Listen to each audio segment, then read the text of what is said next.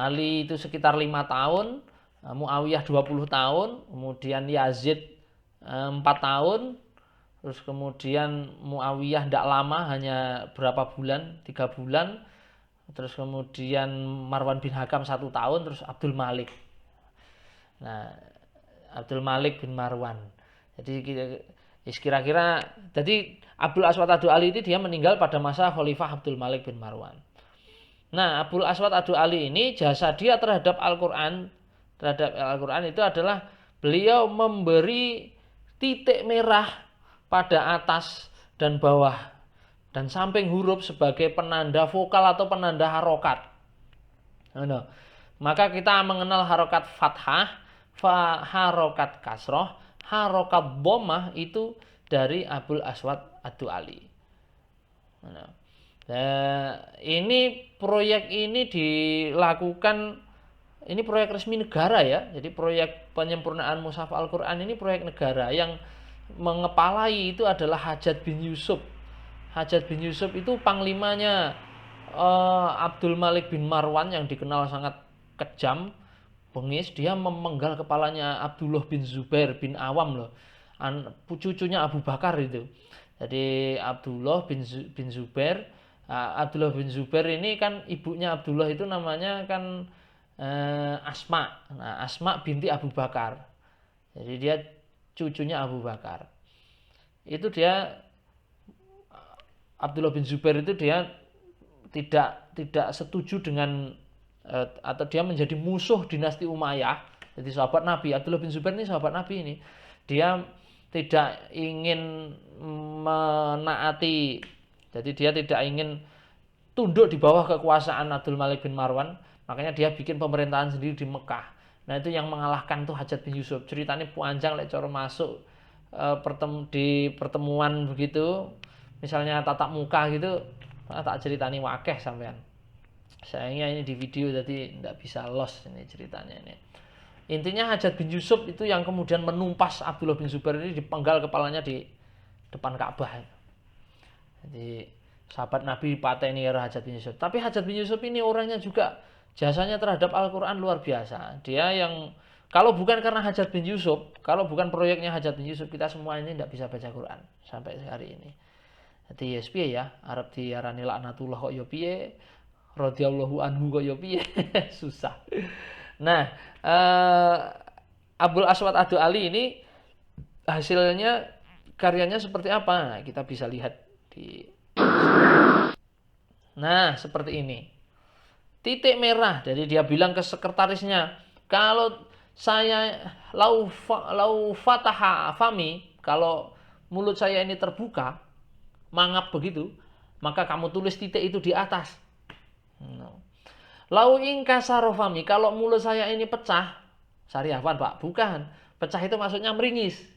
Kalau mulut saya ini meringis, ketika saya mengucapkan suatu bacaan kok meringis, maka tolong ditulis titik itu di bawah atau kasroh. Kalau tulisan, kalau saya membaca itu kok lau in dhamma fami, kalau mulut saya ini mecucu, melumpuk jadi satu. In dhamma itu mana? Dhammah itu maknanya berkumpul. Dhamma. Maka tulislah titik merah di samping huruf. Di sampingnya huruf, di atas tapi di samping. Nah, kalau sukun, kalau tidak saya bunyikan, maka ya tidak usah ditulis. Nah, hasilnya seperti ini. Ini sudah bisa kebaca apa belum? Nah, ini jedean ini. Yang bisa jawab silahkan komen di kolom YouTube di bawah ini ya. Nah, bisa baris yang pertama, bisa baris yang kedua. Nah, bisa bisa diisi. Nanti yang beruntung akan mendapatkan hadiah. Terus, nah penyempurnaan selanjutnya itu dilakukan oleh muridnya Abdul Aswad Ad-Du'ali yang bernama Yahya bin Ya'mar dan Nasr bin Asim. Dia wafat kira-kira ya di zamannya Abdul Malik bin akhir kepemimpinan kepemimpinannya Abdul Malik bin Marwan. Dengan apa ini penyempurnaan ini dengan membubuhkan tanda titik hitam untuk membedakan huruf. Jadi kalau tidak dibedakan itu repot nanti. Faktulu dibaca fakbalu, faktulul musyrikin dibaca fakbalul musyrikin loh. Maknanya menjadi rusak. Karena kalau faktulul musyrikin itu maknanya perangilah orang-orang kafir atau orang musyrik, makna terus kalau fakbalu itu menjadi terimalah orang-orang musyrik loh ya kan. Repot toh. Fakbalul musyrikin, faktulul musyrikin jadi fakbalul musyrikin. Nah, bentuknya kayak apa ini? Nah, oke, sudah bisa kebaca ya. Nah, kalau ini tidak perlu ada kejedean ini, sudah bisa baca kalian ini. Jadi tak titik atas 2, bak titik bawah 1. Lah huruf hijaiyah belum ada di sini ini. Alif, ba, ta, sa, jim kayak nemu pin itu, wah itu belum ada di zaman ini. Konsep jadi yang dinamakan huruf ba itu apa? Huruf ba adalah huruf dengan goresan dengan titik di bawahnya. Oh, pengertiannya tidak begitu. Ba itu gimana? Yo ba, pokoknya diucapnya ngene iki, ba, itu berarti ba. Oh no. Definisi tertulisnya itu tidak ada. Baru dibuat ini yang buat Yahya dan Nasor. Bisa dibaca ya. Tabat yada abi lahabi wa tab. Nah, kemudian yang bawahnya inna anzalnahu fi lailatul qadr. Ini penyempurnaan yang dilakukan oleh Yahya dan Nasor. Gitu.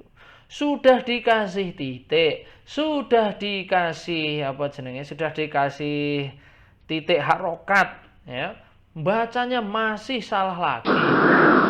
Akhirnya pada tahun 101 Hijriah disempurnakanlah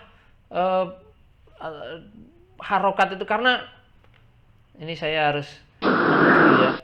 Ini kadang-kadang bingung kan orang.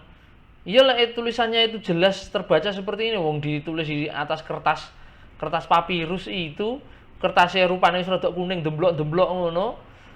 Antara titik hitam dengan titik merah itu agak tipis perbedaannya.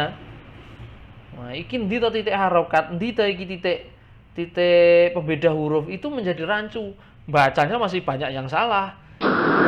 Akhirnya Imam Khalil bin Ahmad Al-Farahidi yang wafat tahun 173 Hijriah itu membuat penyempurnaan dengan teknis mengganti titik-titik merah yang dibuat oleh Abul Aswad Ad-Du'ali itu dengan suara bedil bareng. Yang pertama fathah.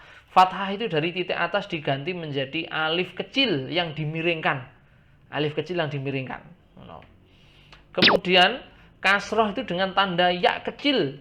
Jadi ya kecil di bawah huruf. Kemudian dhammah dilambangkan dengan wawu kecil. Wawu kecil di atas huruf. Kemudian yang keempat, sukun itu ditandai dengan kepala huruf H di atas huruf. Itu kalau sukun, seret ngono kayak. Mergane lek gak di, karena antara sukun dengan dhammah itu kadang-kadang rodok mbledroni. Ya sampean bisa bayangkan sendiri lah. Kalau sampean dikasih Quran dengan model kayak yang sebelumnya yang saya tampilkan tadi, pasti sulit sekali membacanya. Yang kelima, tasdid. Nah, tasdid ini tidak dituliskan oleh Yahya bin Ya'mar dan Abul Aswad Ad-Du'ali karena ya kalau tidak karena itu kemudian orang baca itu kapan gitu, walamma, lalu mana gunanya? Innallah, lo ndak ketemu akhirnya. Ini dibaca inna lo. Susah toh. Maka akhirnya kemudian tasdid itu ditandai dengan kepala sin dan tanda-tanda lain-lainnya yang tidak bisa kita sebutkan satu persatu di sini. Bentuknya kayak apa? Bentuknya seperti ini.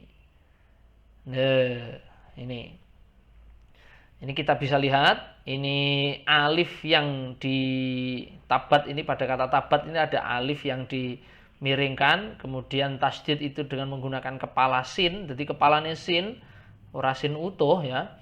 Kemudian huruf kasroh abi, nah ini memakai ya kecil, kemudian Abi itu yaknya sukun,